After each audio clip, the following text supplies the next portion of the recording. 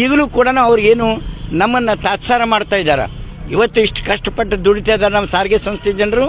ಇವತ್ತು ಯಾರು ಬೇಡ್ತಾ ಇಲ್ಲ ಅವ್ರಿಗೆ ಗ್ಯಾರಂಟಿ ಯೋಜನೆಗಳನ್ನು ಕೊಡ್ತಾ ಇದ್ದಾರೆ. ಯಾರಿಗೆ ಜರೂರು ಐತಿ, ಯಾರಿಗೆ ಅವಶ್ಯಕತೆ ಐತಿ, ನಾವು ನಾಳೆ ಯಾವುದೇ ಕಾರಣಕ್ಕೂ ಕೂಡ ಅಲ್ಲಿ ಧರಣಿ ಸತ್ಯಾಗ್ರಹವನ್ನು ಮಾಡ್ತಾ ಇದ್ದೀವಿ. ಬೆಳಗ್ಗೆ 10 ಗಂಟೆಯಿಂದ ಸಂಜೆ 4 ಗಂಟೆವರೆಗೂ ಕೂಡ 4 ಗಂಟೆವರೆಗೂ ಅವ್ರಿಗೆ ಗಡುವು ಕೊಟ್ಟಿವಿ ನಾವು ಸರ್ಕಾರಕ್ಕೂ ಮತ್ತು ಆಡಳಿತ ವರ್ಗಕ್ಕೆ.